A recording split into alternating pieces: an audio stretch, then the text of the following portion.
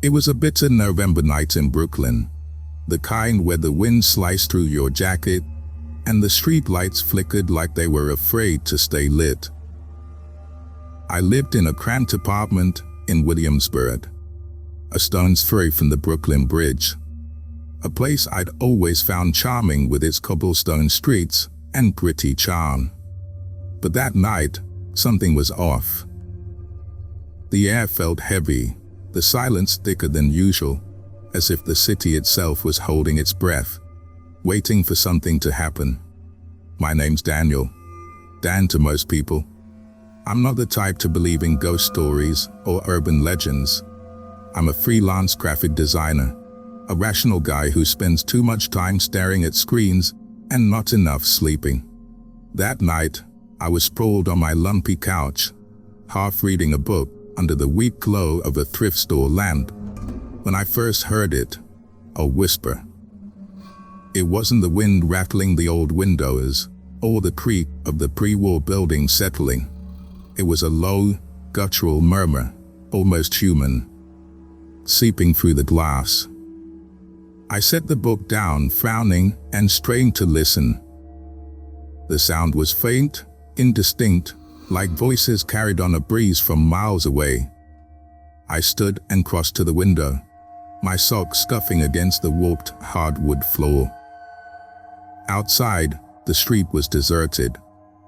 Bare trees cast skeletal shadows under the pale moonlight, and the distant hum of traffic from the bridge was the only sign of life.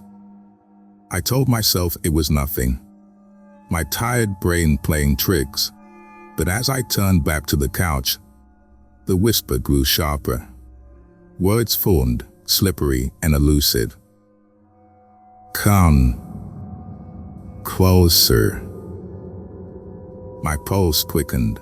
I wasn't imagining this. Against every shred of common sense, I decided to investigate. I'm not brave, but I've got a stubborn streak, and something about that sound pulled at me, like a hook lodged in my chest. I grabbed my coat, a flashlight from the kitchen drawer, and my keys, then headed downstairs. The stairwell smelled of damp plaster and cigarette smoke, and the cold hit me like a slap when I stepped outside.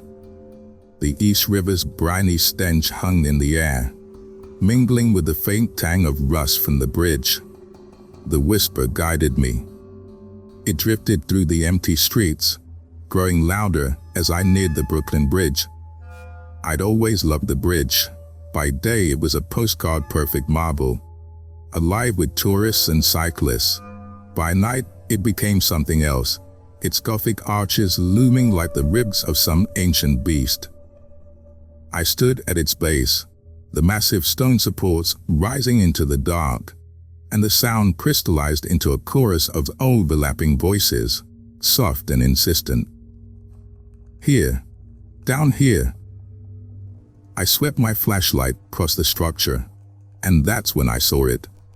A jagged crack in the stone, barely wide enough for a person to slip through. It wasn't on any map or photo I'd ever seen. A black moor that seemed to breathe cold air. The whispers poured from it, beckoning me. My gut screamed to turn back, to lock myself in my apartment and crank the heat, but my feet moved anyway, drawn by a force I couldn't name. The crack led to a tunnel. I squeezed through, my shoulders scraping moss-slick stone, and stepped into a narrow passage that sloped downward. The air was thick with the stench of mildew and something metallic, like old blood. My flashlight beam danced across the walls, revealing deep scratches. Claw marks, maybe, etched into the rock. The whispers swelled, a cacophony of voices now, some pleading, some commanding. Come, see, deeper. My breath fogged in front of me, shallow and rapid. I don't know how long I walked, minutes, maybe hours. Time felt warped in that suffocating dark. The tunnel opened into a chamber, a circular cavern carved beneath the bridge's foundation. The walls were rough-hewn, glistening with moisture, and in the center yawned a pit, its edges lined with weathered stones that looked older than the city itself. The whispers emanated from that black abyss, a siren call that made my skin crawl. I edged closer, aiming my flashlight down. The beam vanished into the void, swallowed by an endless nothing. A noise, sharp, skittering, came from behind me. I spun, heart hammering, and caught a glimpse of something in the shadows. It was tall, hunched, its limbs unnaturally long and ending in claw-like fingers. Its eyes glinted, twin coins of sickly yellow, before it melted back into the dark. I yelped, my flashlight slipping from my sweaty grip. It clattered to the stone floor and rolled, tumbling into the pit with a faint, fading clink. Panic seized me. I bolted, scrambling back through the tunnel, my hands scraping the walls, my breath ragged. I didn't stop until I burst out into the night, collapsing on the cold pavement. When I dared to look back, the crack was gone. The stone was smooth, unbroken, as if I'd dreamed the whole thing. I stumbled home, legs shaking, and locked the door behind me. Sleep didn't come that night. The whispers lingered in my head, threading through my thoughts like a parasite. The next morning, I tried to rationalize it. A hallucination, maybe, brought on by exhaustion or bad takeout. I brewed a pot of coffee and opened my laptop, determined to prove it was nothing. A quick search for Brooklyn Bridge mysteries pulled up the usual tourist fluff. Construction trivia, ghost tours, until I stumbled onto an obscure history forum. A post from 2014, buried in a thread about urban legends, stopped me cold. It mentioned the bridge's construction in the 1880s. Workers had vanished, dozens of them, without a trace. Official reports blamed accidents or desertion, but the locals told a different story. They said the crew had uncovered something under the riverbed, a pit, ancient and unnatural, sealed with stones that didn't match the surrounding rock. After the discovery, strange things happened. Tools went missing, men heard voices, and some swore they saw figures in the shadows, tall, gaunt, watching. The engineers ordered it buried, but the disappearances didn't stop. The poster claimed whatever lived in that pit wasn't gone, it was waiting. I slammed the laptop shut, my hands trembling. The rational part of me wanted to laugh it off, but the memory of those eyes, those claws, clung to me. I spent the day jumpy, flinching at every creak in the apartment. By nightfall, I was a wreck. Then it started again, the whisper. Not from the window this time, but from inside. It seeped from the walls, the floor, the ceiling, a low, relentless hum that buzzed in my skull. Daniel, come back. I didn't sleep. I couldn't. The voices followed me, growing louder each night. I stopped leaving the apartment, ordered groceries online, and kept the lights on 24/7.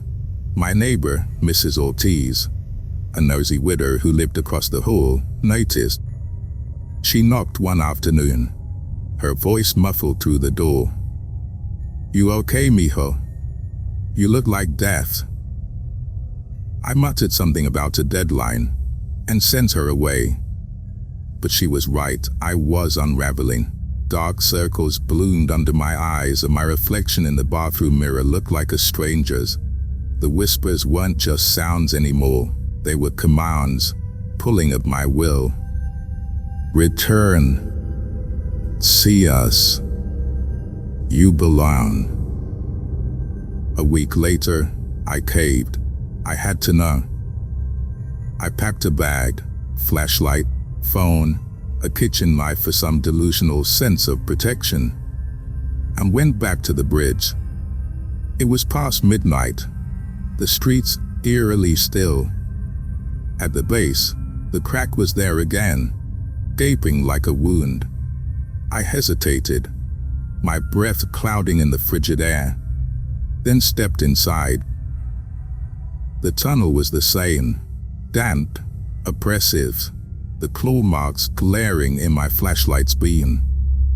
The chamber waited at the end, the pit pulsing with that unnatural cold. This time, I didn't drop the light. I gripped it like a lifeline and peered into the abyss. The whispers coalesced, a single voice now, deep and resonant. Look closer. Something moved in the pit. A shape rose, slow and deliberate, clawing its way up the stone. My light caught it. A figure, skeletal and elongated. Its skin a mottled gray, its face a hollow mask with those glowing eyes. It wasn't alone. Others followed, climbing silently, their limbs bending at impossible angles. I screamed, staggering back, and swung the knife wildly. The blade struck nothing but air. I ran again, but the tunnel seemed longer this time, twisting and narrowing until I was crawling, sobbing, the whispers roaring in my ears. When I finally emerged, the city was silent. No cars, no wind, just the echo of my own gasps. I didn't go home. I couldn't. I checked into a motel in Bushwick, paid cash, and spent the night staring at the peeling wallpaper. The next day I called a friend, Jake, who lived in Queens. I told him everything, my voice cracking. He didn't laugh. He'd grown up in Brooklyn, heard the old stories. "Get out," he said. "Move. Don't go back." I took his advice. I broke my lease, hired movers to grab my stuff, and found a place in Jersey, far from the river, far from the bridge. For a while it worked. The whispers faded, and I started sleeping again. But last night, they returned, soft, distant, creeping from the edges of my new apartment. "Daniel, we see you." I don't know what they are. Ghosts, demons, something older. But they're patient. They've waited under that bridge for centuries, and they've marked me. I keep the lights on now, the knife by my bed. Sometimes, in the quiet, I hear them clearer than ever. "You can't run. You're ours."